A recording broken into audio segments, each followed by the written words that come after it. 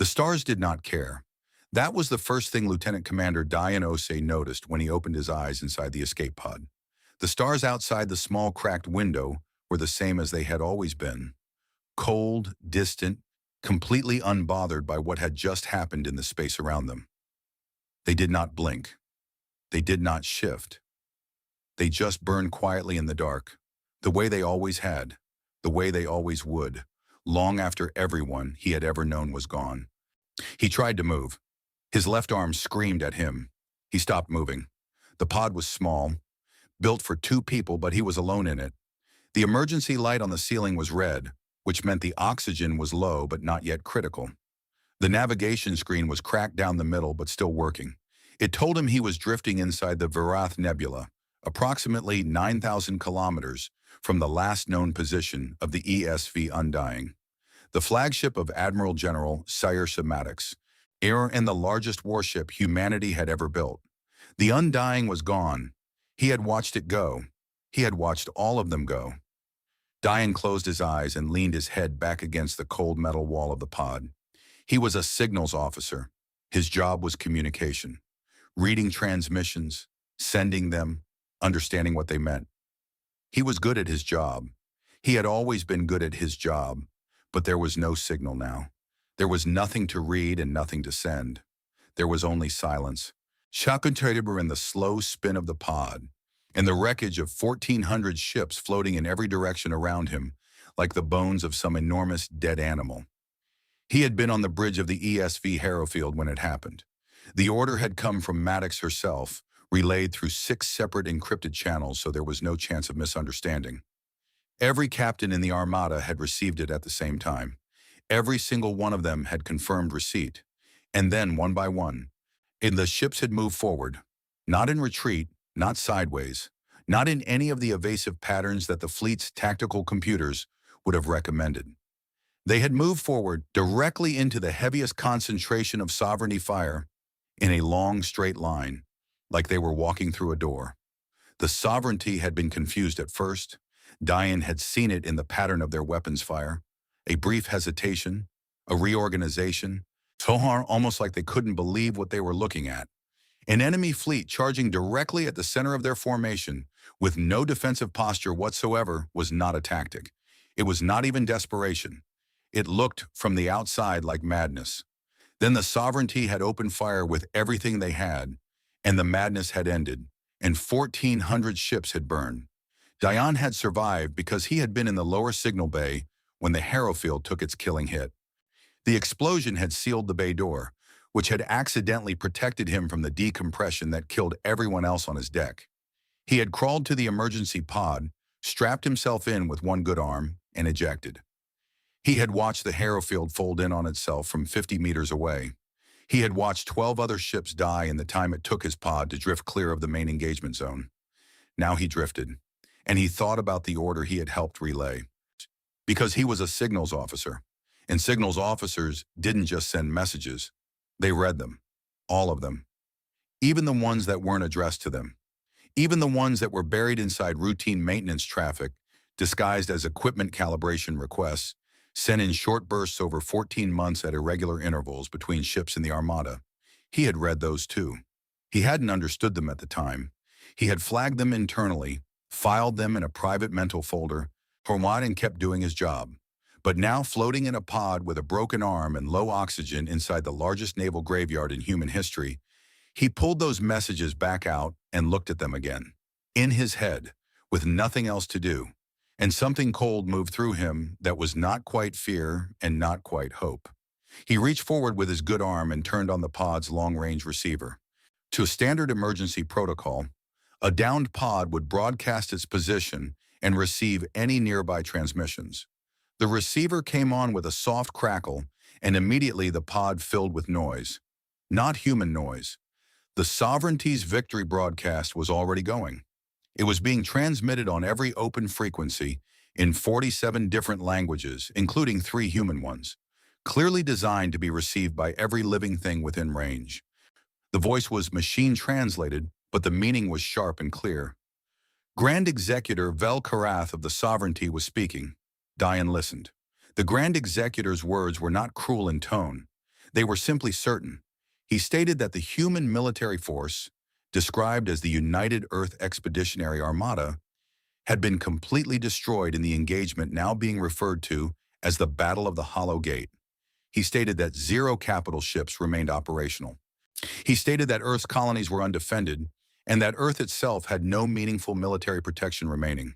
He stated that the sovereignty was prepared to accept Earth's unconditional surrender and would allow civilian populations to remain unharmed, provided the surrender was transmitted within 30 standard days. He said 30 days as if he was doing humanity a favor by being generous. He said 0 capital ships as if that was simply the end of the sentence. The broadcast ended. Then it repeated. Then it repeated again. Diane turned the volume down but left the receiver on. Outside his small window, the debris field drifted. He could see hull sections the size of city blocks turning slowly in the dark. He could see the long, smeared trails of fuel that had burned out and gone black. He could see, far off, the lights of alien observer ships, neutral civilizations who had positioned themselves at safe distances to watch the battle. The way people stood at the edge of a fire and watched a building burn. He could see them beginning to move now, not toward the wreckage, away from it. They had seen what they came to see. There was no reason to stay. The galaxy had already made up its mind. Humanity was finished. The Armada was gone. 1,400 ships and over 4 million people had died in a single engagement, and the math was simple and brutal. You could not rebuild that. Not in 30 days. Not in 30 years. Well, not in time to matter. The sovereignty had other fleets. The sovereignty had time. The sovereignty had 11,000 years of unbroken conquest behind it, and it had just removed the only thing standing between itself and Earth. Diane knew all of that. He understood all of that. He was a smart man, and he dealt in information for a living, and the information was very clear. But he kept thinking about those messages. He kept thinking about the pattern of them, the timing, the routing, the way they had been hidden inside ordinary traffic. He had spent 14 months receiving signals from every ship in the Armada, and he knew their communication habits the way a person knew the habits of their family. He knew which ships ran maintenance checks early and which ran them late. He knew which captains sent long personal messages home and which sent short ones. He knew the rhythms of the fleet the way you knew the sound of a house you had lived in for years. And those hidden messages had not felt like panic. They had not felt like despair. They had felt like coordination. His oxygen indicator beeped softly, still low but manageable. The pod's emergency beacon was transmitting. Someone would come eventually if there was anyone left to come. He looked out at the debris field again. 1,400 ships. He had known people on most of them. He had traded signals with their communications officers for over 2 years. They were gone now. One and the galaxy had watched them go, and the galaxy had already moved on. But Diane Osei was a signals officer, and the last thing a signals officer did was assume silence meant nothing. He pulled up the pod's internal log system with his good hand and started writing down everything he remembered about those messages. Every fragment, every routing code, every unusual timestamp. His arm hurt, and the light was red, and the pod smelled like burning plastic and recycled air. He wrote anyway. Because something had happened at the Battle of the Hollow Gate, and it was not what the sovereignty thought had happened, and it was not what the galaxy thought had happened, and he did not have proof of that yet. But he had 14 months of signals in his head, and he had time, and he had the particular stubborn quality that humans had always carried with them into impossible situations. The complete inability to accept that a story was over just because someone else had said so. The debris turned slowly in the dark outside his window. He kept writing. Far away on 100 different alien ships, diplomats were already opening channels to discuss the new shape of the galaxy without humanity in it. Trade routes were being reconsidered. Alliances were being quietly recalculated. The sovereignty was sending follow-up transmissions to neutral governments, reminding them that cooperation would be remembered and resistance would not be forgotten. The galaxy was moving on. In a cracked pod spinning in a field of dead ships, Diane Osei finished his notes, checked his oxygen, and began to read everything he had written from the beginning. He read it twice, then a third time. Then he stopped, and he sat very still for a long moment. And the cold thing that was not fear and not hope moved through him again, and this time he recognized it. It was understanding. He looked up at the red light on the ceiling. He looked out at the debris field. He looked at the distant lights of alien ships moving away. Done with this place, done with humanity, already thinking about tomorrow. "Oh," Diane said quietly, to no one, in the dark. "Oh, that's what she did." Earth went quiet. That was the first thing that confused the galaxy. Not the silence of grief. Every civilization knew what that looked like. When a people lost badly, when they saw the end coming, there was always noise. Transmissions flooded out, panic, pleading, when internal arguments broadcast accidentally on open channels, desperate messages to anyone who might help. It was the noise of a species realizing it was about to stop existing. Every conquering empire in history had heard that noise. It was familiar. It was expected. Earth made none of it. The planet's civilian communication networks stayed on. People were still talking to each other, still sending messages to family on other colonies, still running news broadcasts and music and all the ordinary noise of daily life. But the military channels went silent within 6 hours of the Battle of the Hollow Gate. Government transmissions stopped. Emergency broadcasts, the kind that normally preceded a surrender, never came. No one reached out to the sovereignty to begin negotiation. No one reached out to neutral governments to beg for mediation. Earth simply went quiet in the ways that mattered, and kept making noise in the ways that didn't, and the galaxy watched this and didn't quite know what to do with it. The Sari of the Corin Compact watched from her ship as her staff compiled reports. She was the senior diplomatic observer for the Compact, a small but respected neutral civilization that had been carefully managing its relationship with the sovereignty for 200 years. Her job was to watch, report, and advise. She was very good at her job. She had seen 17 civilizations fall to the sovereignty in her career, and she knew the stages well. This didn't look like any of them. She read the Earth broadcast that her team had intercepted and translated. A human news anchor was discussing food rationing in a city called Mumbai. Not in a panicked way, in a practical way, the way you discussed rationing when it was already organized and already working. A transmission from a colony called Kepler Station confirmed receipt of supply shipments and requested maintenance teams for water recycling systems. An educational broadcast from Earth's southern hemisphere was running lessons for children about underground shelter protocols, calmly with diagrams, like it was a completely normal subject to be learning. "They're not surrendering," her assistant said. He was young and had never seen a civilization fall before. "No," the Sari said.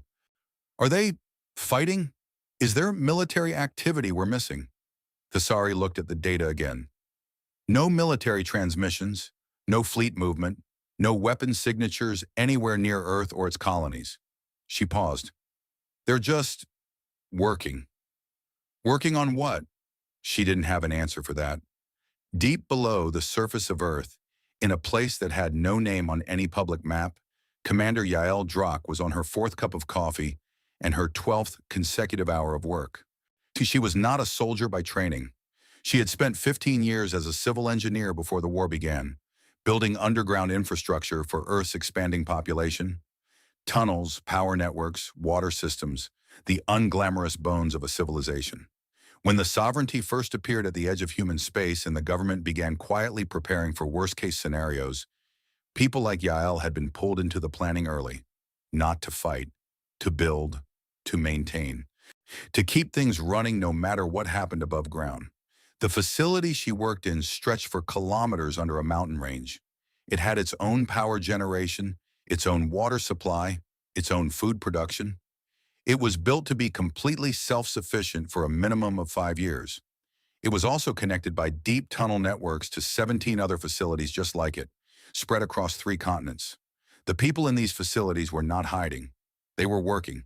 They had been working in shifts around the clock since the battle, and nobody had stopped, and nobody had panicked, and nobody had asked Yael what was going to happen, because they all understood that the answer to that question was not the point right now. The point was the work. She was reviewing load calculations for a new power relay when the call came. A young officer appeared at her station and told her she was needed in briefing room 7. He didn't say why. She set down her coffee, She straightened her jacket and followed him through two security checkpoints and a long gray corridor that smelled like concrete and recycled air. The briefing room had 6 people in it. A general she recognized, Hassani, one of the senior Earth Defense Command officers, sat at the head of the table looking like a man who had not slept in several days and had made peace with that. The others she didn't know, but their uniforms told her they were from different branches, different specialties. General Hassani looked at her for a moment and then slid a document across the table. It was a single folder, not digital, physical, printed paper, which meant it was never going to exist in any network. The cover had no title, just a name written in plain letters. Operation Undertow. Yell picked it up and started reading. She read for 11 minutes. No one spoke. The room was very quiet except for the soft hum of ventilation systems. When she finished, she set the folder down and looked at General Hassani. "How long has this been running?" she asked. 19 years, he said. She looked down at the folder again.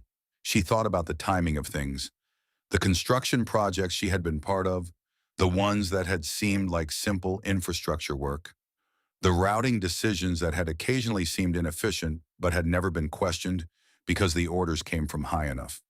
She thought about supply chains and transport schedules, and the way certain resources had moved in certain directions over certain years in ways that she had never been asked to question. The fleet, she said, at the battle, they knew. Every captain in that armada volunteered, Hassani said. Every one of them was briefed. Every one of them confirmed. No one was ordered there without full knowledge of what the mission was. Yell was quiet for a moment. And it worked, she said. The 3 objectives? The sovereignty's forward munitions reserves are at 31%. Their mobile repair infrastructure, all of it, is debris. And every scanner within 6 light years recorded 1,400 human warships destroyed with no survivors. He paused. As far as the sovereignty knows, we have no warships left. They're half right, Yael said, because she had read the document, and the document was very clear about that. Yes, Hassani said. She looked around the room at the other people, and they looked back at her, and she understood why she was here. Her job for the last 15 years had been keeping infrastructure running underground, invisible, self-sufficient. The next phase of Operation Undertow needed exactly that. Things kept running, invisible, underground, for as long as it took. She nodded once. What do you need from me? She asked. Above the planet, the Sovereignty's observation drones continued their scans, and their reports went back to Grand Executor Velkarath on his command ship, which was positioned a comfortable distance from any possible remaining human threat, though his analysts had assured him there was no remaining human threat. The reports confirmed the same thing every time. No military emissions, no weapons charging, no fleet movement. Earth's defense grid had powered down, which his analysts interpreted as the first step toward surrender. The 30-day window was running. For 29 days remained. Velkarath reviewed the reports himself. He was thorough. He had always been thorough. In 11,000 years, the sovereignty had never lost a war, and the reason for that was simple. He was thorough. He checked everything. He trusted no assumption he hadn't personally verified. He read the Earth reports and found nothing alarming. He almost moved on. He almost set the reports aside and went on to the next item on his agenda. But then his eldest advisor, a small gray creature named Os, who had served the sovereignty for longer than most civilizations had existed, appeared at his shoulder and said very quietly, "May I ask something, Executor?" "Ask," Velkarath said. "I have reviewed the emotional pattern analysis of the Earth communications our sensors can detect. Civilian broadcasts, personal messages, the ordinary noise of their daily life." Os paused. "In my experience, people who have just lost their entire military and are facing extinction in 30 days, they weep. Their communications carry the pattern of grief. It is consistent across species. It is one of the few things all thinking creatures have in common." Velkarath looked at the old advisor. "And I have reviewed every available Earth transmission from the last 6 days," Os said. "They are not weeping, Executor. I cannot find a single communication that carries the grief pattern of a people who believe they are dying." A pause. They are communicating the way people communicate when they are busy. Velkareth was quiet for a moment. Then he said, "They have lost 1,400 ships and 4 million soldiers. Their grief has not set in yet. It will come." "Yes, Executor," Oz said. "Of course." He left. Velkarath went back to his reports. But the words sat in the back of his mind for the rest of the day, small and stubborn. Busy. In the underground facility, Yael Drock went back to her station. She picked up her coffee, found it cold, and drank it anyway. She opened her work files and looked at the new set of calculations that had been assigned to her under Operation Undertow. She thought about the 4 million people who had walked into the Battle of the Hollow Gate knowing what it was. She thought about what it took to make that choice and still show up and still do your job and still not waver. She thought about it for exactly 30 seconds. Then she started working. The gas giant had no name in any public record.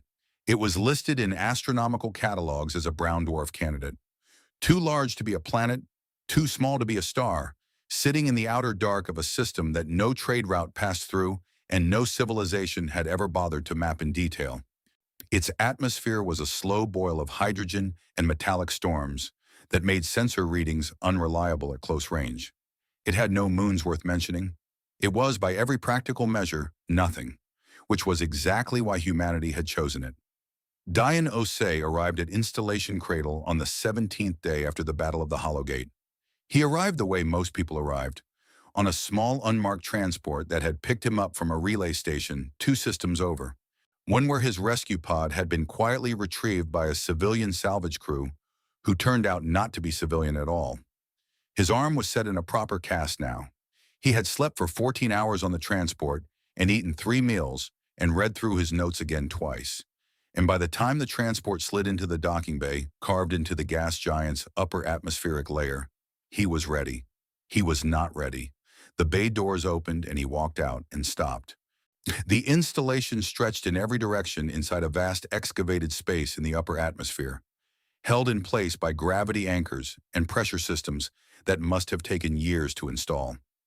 It was lit from above by long strips of white light that made everything look sharp and clean.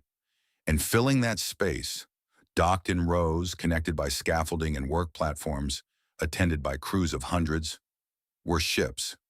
Not 1,400 ships. He knew that. He knew the numbers from the documents he'd been shown on the transport, but the ships that were here were not like anything in the old Armada. The old Armada had been built for battle. Heavy weapons, heavy armor, the kind of design that said, "I am here to fight you and I will fight you until one of us is gone." These ships were different. They were quieter in shape, longer in some places, more compact in others. When they had weapons, he could see the housings. But the weapons were not the point of them the way they had been the point of the old fleet. These ships were built around something else, something operational, functional. He stood there for too long, he knew. A woman appeared beside him, Captain Reyes, the installation's senior officer, a small dark-haired person with a calm face and the kind of eyes that had looked at hard things for a long time and stopped being surprised by them. "Yeah, it's your first time seeing it?" she said. "Yes," Dian said. "Everybody stops when they walk in," she said. "You get about 30 seconds. Then you have to move because there's work to do." He moved. She walked with him. She explained as they walked. The installation had been under construction for 19 years. The workforce had been rotated in shifts. Thousands of people over the years, drawn from construction, engineering, manufacturing, mining. Nobody outside a specific clearance level knew the full picture. Everyone knew their piece. The ships were built in sections in 12 different locations across human space, transported here in cargo containers disguised as industrial equipment, and assembled inside the atmospheric shelter of the gas giant where no long-range sensor could get a clean read on the activity. "How did you hide the power consumption?" Dian asked. Because he was a signals person and he thought in terms of emissions. "We didn't fully hide it," Reyes said. "We disguised it. The gas giant has natural electromagnetic emissions that are erratic and strong. We tuned our power systems to emit within the same frequency ranges. Anything scanning this system from a distance sees a noisy brown dwarf. Standard readings, nothing interesting." 19 years, Dian said, almost to himself. Admiral Maddox started the planning 22 years ago, Reyes said. The first construction teams went in 3 years later, after the sovereignty made first contact with human space. She understood what they were before anyone else in the government did. She understood that a conventional war was not winnable, and that the only way to survive was to change what the war was about. They stopped at a railing overlooking the main assembly floor. Below them, workers in gray coveralls moved between ships with tools and equipment.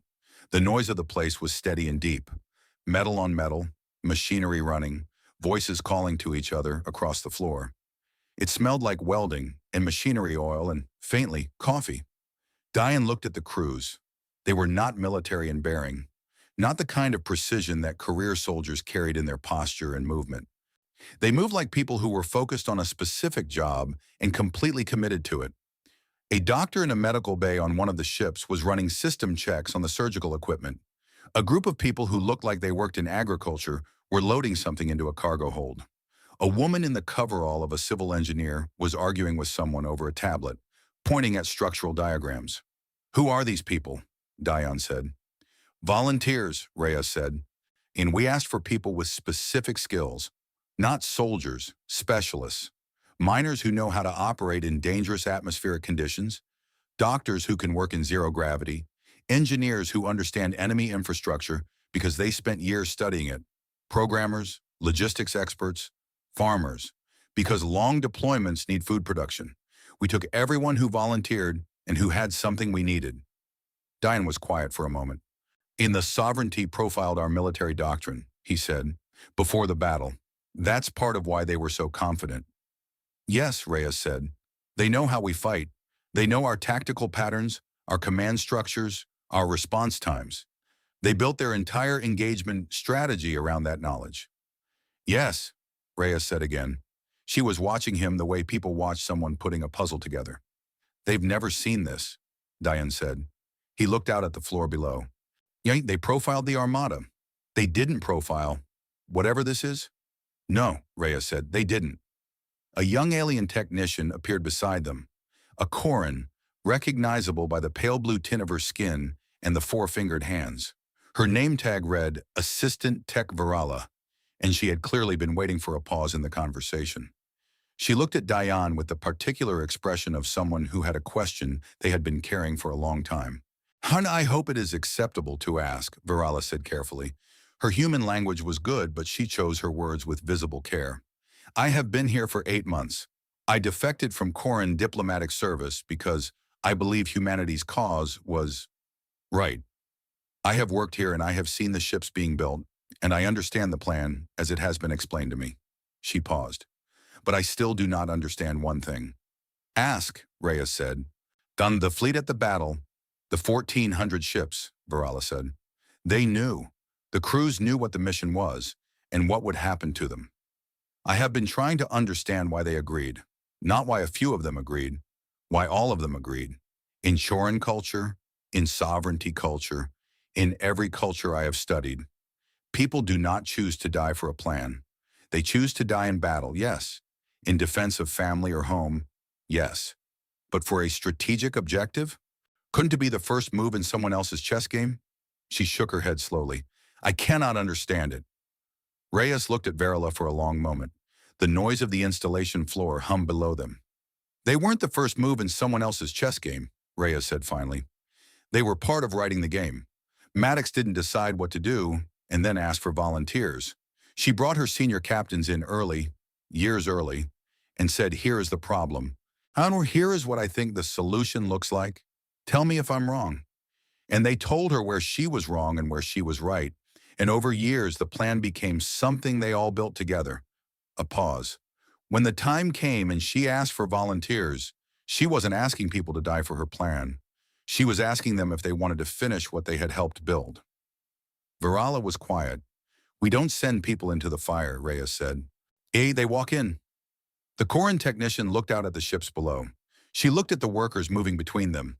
She looked for a long time without speaking, and Diane could see her working through something in her mind, recalibrating something that had sat wrong for 8 months. "I see," she said at last, very softly. "I think I see." On the Sovereignty's command ship, Grand Executor Vel Karath was on the 22nd day of waiting. 8 days remained in the surrender window. His analysts had begun preliminary work on occupation planning for Earth's colonies. His diplomatic staff were preparing the formal surrender document. Everything was proceeding correctly and on schedule. And yet, he had read Oss's note about the grief patterns 4 more times. He had ordered his intelligence division to do a deeper analysis of Earth's internal communications. Not just the obvious channels, but the background noise, the maintenance traffic, or the ordinary civilian chatter that most intelligence work ignored as useless. His analysts had spent 6 days on it, and their report was on his desk now. He read it slowly. Earth's civilian population showed signs of stress, disrupted sleep patterns and communication timing, increased food-related discussions suggesting rationing, references to underground shelter usage becoming more frequent, all consistent with a population under threat. But also, and this was what his analysts had noted with visible uncertainty, increased productivity signals, more industrial communication, more logistics traffic, more coordination between locations, the kind of communication signature that, in sovereignty intelligence experience, indicated a population gearing up for something rather than winding down from something. He set the report down. He called for Oss. The old advisor appeared quickly, as if he had been waiting nearby. "Could you tell me about the humans you have studied?" Velkarath said. Oss considered this for a moment. "They are loud," he said. "When things are good, they are loud. When things are bad, they are loud in a different way. They are almost never quiet. They find silence uncomfortable." He paused. "In my experience." "And now they are quiet," Velkarath said, "in the ways that matter." "Yes, Executor." "Is that grief? Shock?" Oss was quiet for a moment longer than usual. "I have been asking myself that question for 22 days," he said. "I have studied a great many civilizations in my service to the sovereignty. I have seen civilizations go quiet before the end." He paused again. "They weep, Executor. Every time. The quiet is full of weeping, if you listen closely enough." Another pause. "I have listened very closely to Earth." Velkarath waited. "I cannot find the weeping," Oss said. The room was very quiet. Outside the command ship's windows, the stars were cold and distant and completely unbothered. 7 days, Velkarath said. "Yes, Executor." He said nothing else, and Oss left. Velkarath looked at the intelligence report again. He looked at the word his analysts had written and then crossed out and then written again because they couldn't find a better one. Productive. He looked at it for a long time. Then he picked up his work and moved on. Because he was thorough, and there was always more work to do. And in 11,000 years, the sovereignty had never lost a war, and there was no reason to believe that was going to change now. But the word stayed. On the 29th day, Earth transmitted. Every civilization within range received it simultaneously. Every ship, every station, every diplomatic outpost, every scanner array that happened to be pointed in the right direction, they all received the same signal at the same moment. The sovereignty's intelligence officers flagged it immediately and routed it to Grand Executor Vel Karath within minutes of arrival. It was not a surrender. It was a list. Names, human names, read aloud by a single human voice. Calm, steady, unhurried. The voice belonged to a young man who had been selected for this task specifically because his voice was clear and because he could maintain that steadiness for as long as it took. He had practiced for 3 weeks. He had been told what he was going to read, and he had sat with that knowledge and decided he could do it. He began reading. ESV, Undying. Then the names of every crew member assigned to that ship. 712 names, first and last, spoken clearly, one after another. Then ESV Harrowfield. Then its crew. 643 names. Then the next ship. Then the next. Then the next. Across the galaxy, alien translators received the transmission and began their work. Most civilizations had automated translation systems for human language. After 30 years of contact, human speech was well documented. The translation came quickly, and then the translators sat with what they had translated and understood what they were listening to. 1,400 ships, over 4 million names. It would take 11 hours to read them all. On the neutral observation station Concord Prime, Thesari of the Corin Compact had been listening since the first minute. She sat in her office with the transmission playing through her speaker, and she did not move and she did not speak, and she did not ask her staff to turn it off. Her assistant came to the door twice. The first time she waved him away. The second time he stood in the doorway and listened for a while before quietly leaving. Other delegations at Concord Prime were reacting differently. The sovereignty's diplomatic attaché had sent a formal note stating that the transmission was an emotional display designed to delay the surrender deadline and should be ignored. Several smaller civilizations had initially agreed, and then, after listening for an hour, had quietly stopped responding to the attaché's follow-up messages. The names kept coming. Tesseri had spent her career managing relationships between civilizations, reading the meaning behind actions, and understanding what a people was saying when they weren't saying it directly. She had thought she understood humans reasonably well. She had found them loud and impulsive and strangely optimistic in ways that other civilizations were not. She had respected them in the way you respected something unpredictable, carefully and from a slight distance. She understood now that she had not understood them at all. This transmission was not grief. It was not despair. It was not even primarily for the sovereignty. She didn't think the humans cared very much whether the sovereignty heard the names or not. This was something else. This was a civilization saying clearly and in a language that needed no translation, "We know what these people chose to do, and we know why, and we are not going to let them be a statistic. We are going to say their names out loud to the entire galaxy, and we are going to take 11 hours to do it, and we do not care who is listening." This was a people who had already decided what they were. She thought about that for a long time. And then she asked her assistant to bring her the file on Operation Undertow, the document that had been quietly circulated to certain senior neutral government officials 2 weeks ago by an anonymous human contact who had said only, "You may want to read this before the 30th day." She read it again. This time she read it with the names still playing in the background. At Installation Cradle, the fleet was already moving. As the ships had begun departing from the gas giant's atmospheric shelter, starting on the 28th day, in small groups, on staggered schedules, each group traveling through a different route to the same general destination. They moved without transponders. They moved without communication emissions. They moved the way a hand moves towards something in the dark. Slowly, quietly, with complete intention. Diane Osei was aboard the ESV Ember, one of the mid-range coordination vessels. His job was the same as it had always been: signals. But his job now was not to send signals. It was to listen to the sovereignty's signals and understand them in real time, and to relay that understanding to the ships around him so that the fleet could adapt as the situation changed.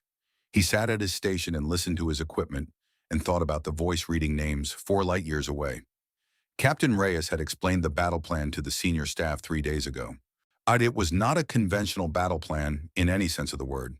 There were no designated engagement positions, no lines of approach, no calculated exchange ratios.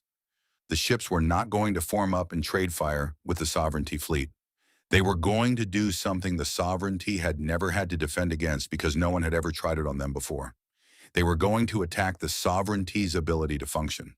On every ship in the fleet had a specific target, not a warship, not a weapons platform, but a piece of the sovereignty's operational structure.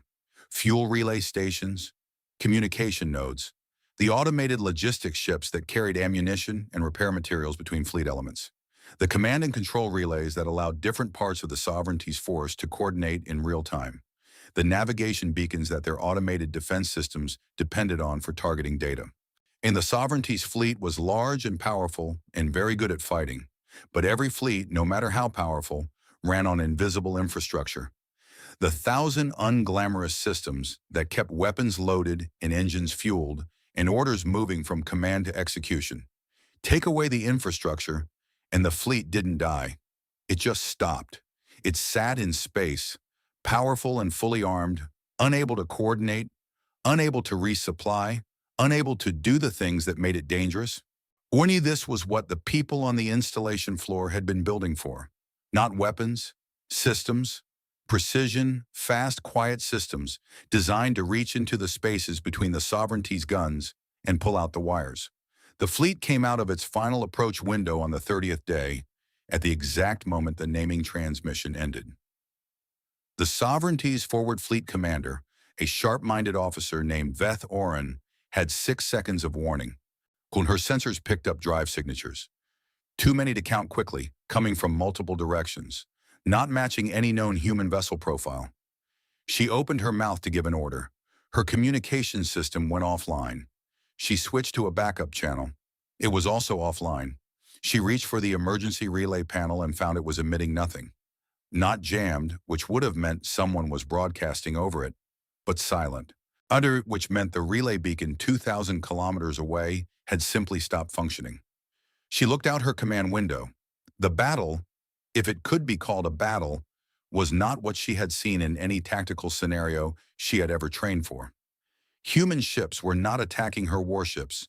They were moving through the fleet's formation like water through gaps, ignoring the gun platforms, ignoring the weapons batteries, going directly for everything else. Fuel lines were being cut with precise short-range pulses. Communication ships were being boarded. Not destroyed, boarded. And their transmission systems disabled from the inside.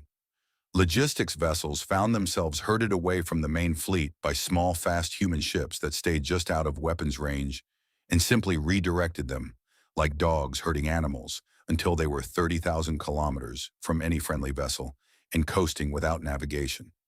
Vetheran's ship was still fully armed. Its weapons were still fully functional. She had enough firepower to destroy a moon. She had nothing to shoot at that mattered. Within 4 hours, the Sovereignty's forward fleet was the most powerfully armed debris field in the sector. Nobody had destroyed anything. The ships were intact and loaded and completely alone. Vel Karath received the battle reports one by one as the relay stations that were still functioning managed to get messages through.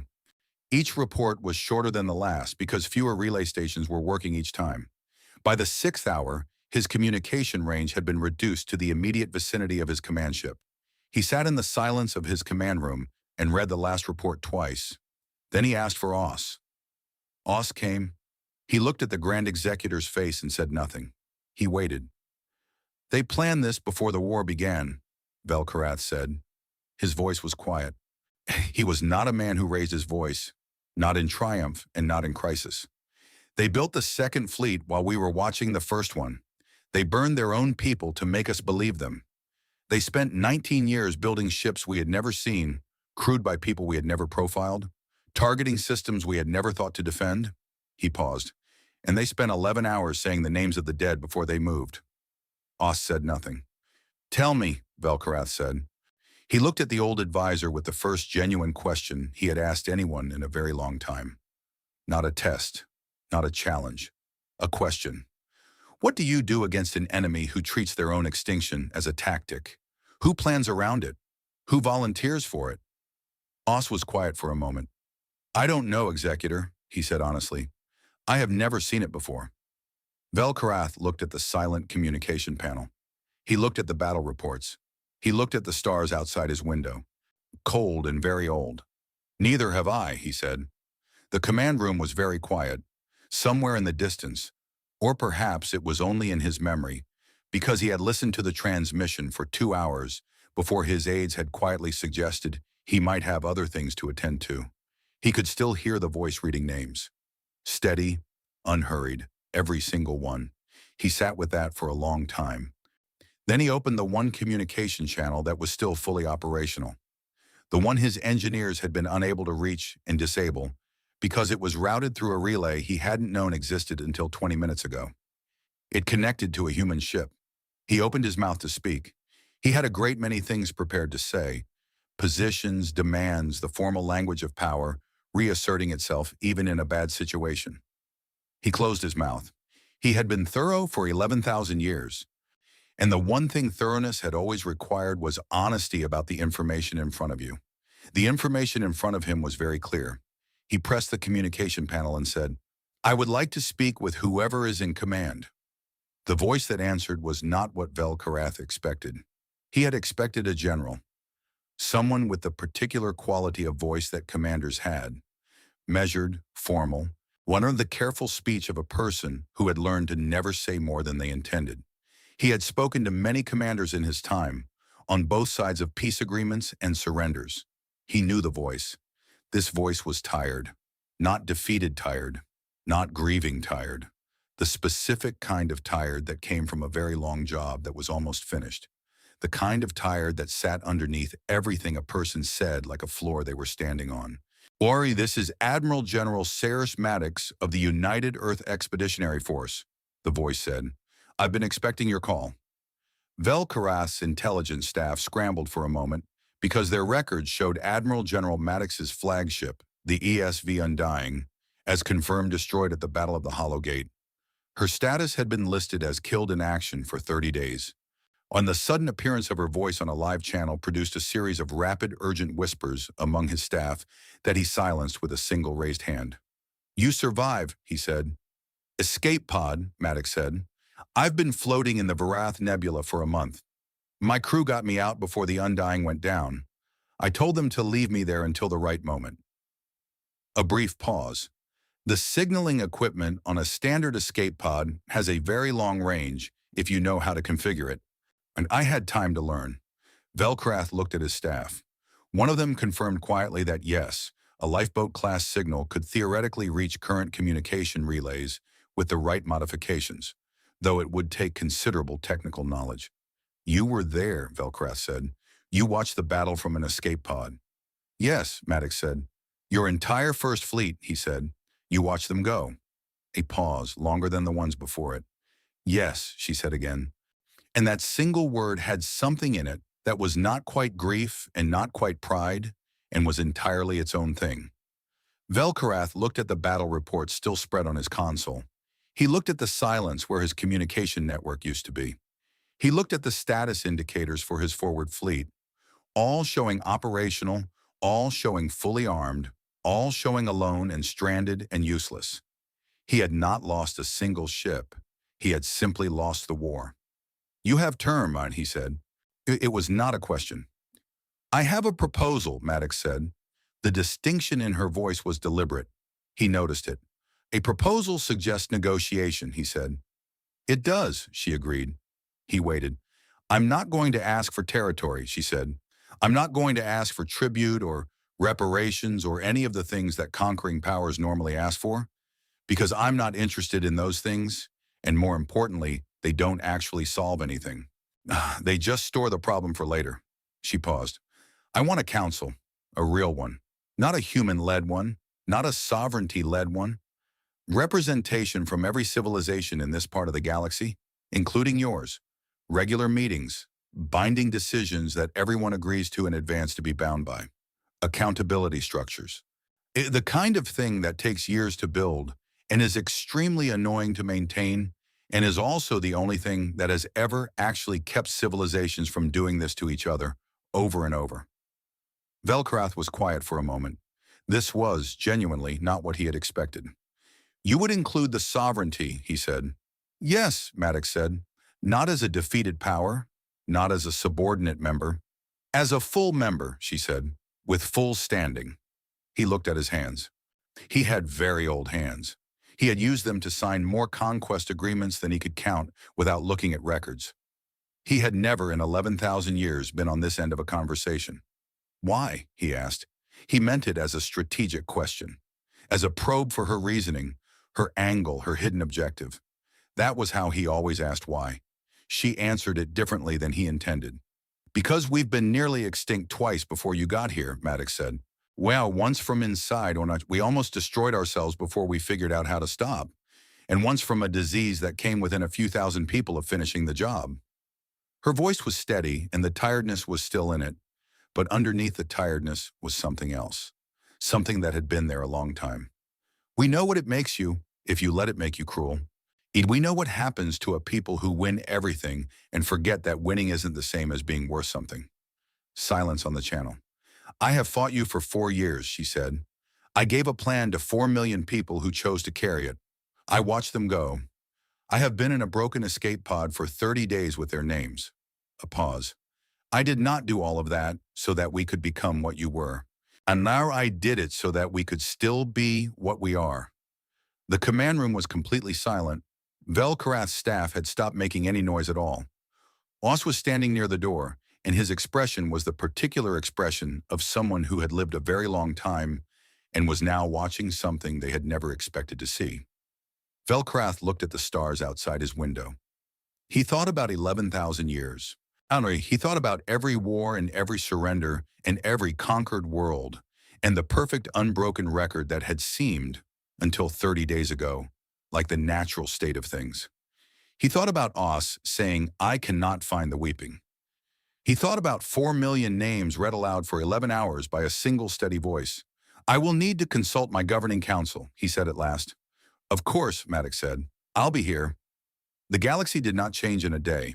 It never did. A change moved through civilizations the way weather moved through large landmasses. Slowly, unevenly, leaving some places untouched for a long time, while transforming others. The formal sovereignty surrender came 11 days after Maddox and Velkarath's conversation, signed in a ceremony on Concord Prime that most of the galaxy watched via transmission. Velkarath signed it with the same old hands he always used. He did not look like a defeated man. He looked like a man who had decided to do something and was doing it. Thesari of the Corin Compact submitted a formal application for council membership within 48 hours of the surrender. 14 other civilizations submitted applications within the week. 3 of them were civilizations that had been under sovereignty authority for over a century and had never had representation in anything.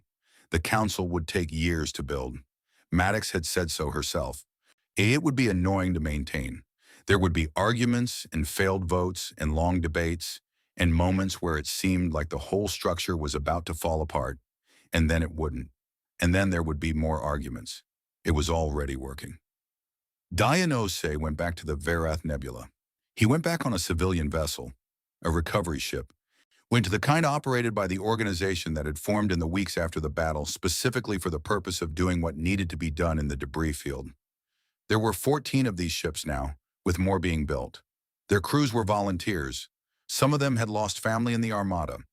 Some of them had no personal connection at all and had simply looked at what needed doing and decided to do it.